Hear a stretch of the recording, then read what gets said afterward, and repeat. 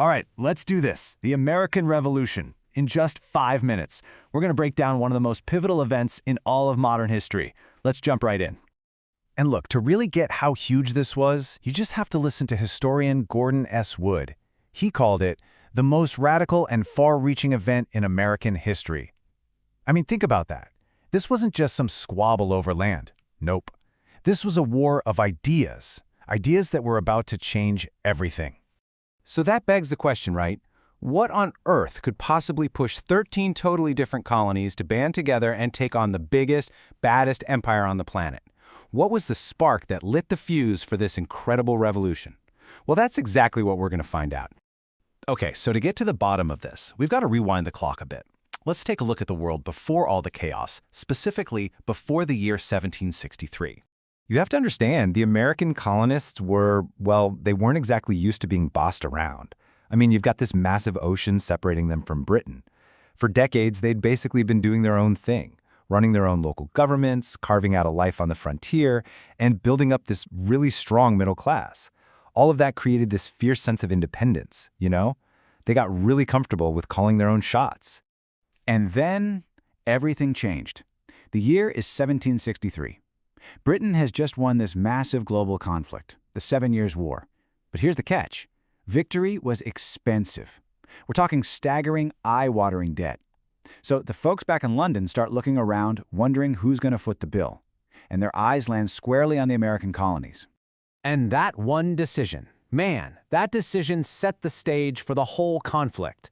It all boiled down to one thing, the real fuel for the fire: taxation without representation.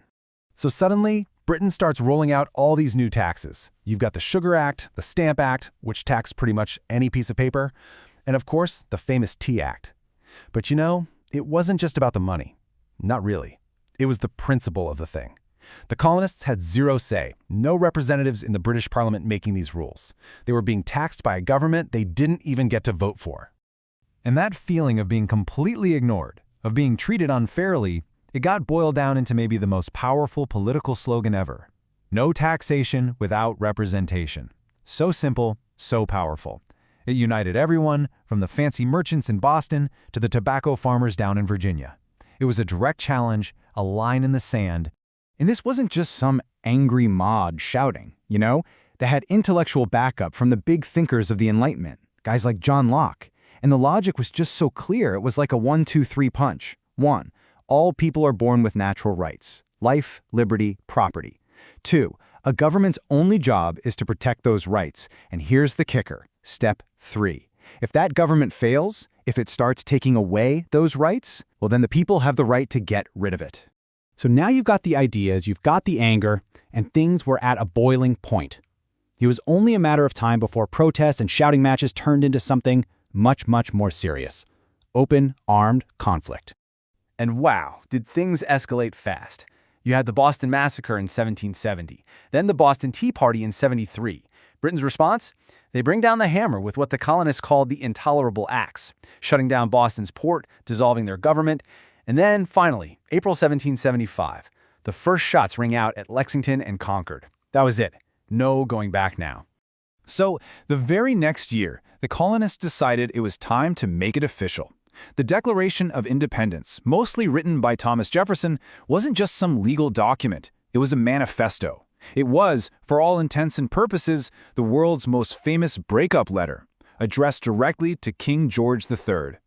And the ideas in this thing, I mean, for that time, they were absolutely mind-blowing. The idea that all men are created equal, that you're born with rights that nobody, not even a king, can take away, and that the government gets its power from the people? Whoa, that was truly revolutionary stuff. No, the war itself was just brutal, long and hard. The American army was constantly on the verge of collapsing. But then came the game changer, the Battle of Saratoga in 1777.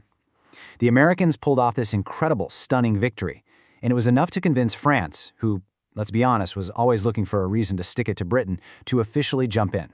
And that French help, the money, the soldiers, the navy, it was absolutely crucial. Okay, so fast forward to 1781. Victory at Yorktown. The war is won. But in a way, the real hard part was just beginning. Now they had to actually build a country from scratch, and the legacy of what they built, well, it was both amazing and, let's be real, very complicated. Their first try, the Articles of Confederation, it was a bit of a flop. The central government was just way too weak. So they went back to the drawing board and came up with the U.S. Constitution. This time they created a much stronger federal government, but with this brilliant idea of separating the powers, so no one part could get too powerful. And that's the system that's, still around today. But here's where it gets complicated. This new land of the free, it wasn't free for everyone, not even close. The revolution created this amazing new republic, sure, but it also left these massive, glaring contradictions. Slavery was still a brutal reality. Women had no political voice, and Native Americans were pushed even further off their lands. When you boil it all down, though, the American Revolution pulled off this huge mental shift. It completely changed what the word liberty even meant. It went from being a privilege, something a king could give you or take away, to being a right, something that was baked into the law, written down in a constitution. And that really leaves us with a big question to chew on, doesn't it? Since that promise of liberty clearly didn't apply to everyone, was the revolution really a finished event? Or was it just the start of a very long, very complicated, and maybe still ongoing argument about what freedom and equality are supposed to look like in America?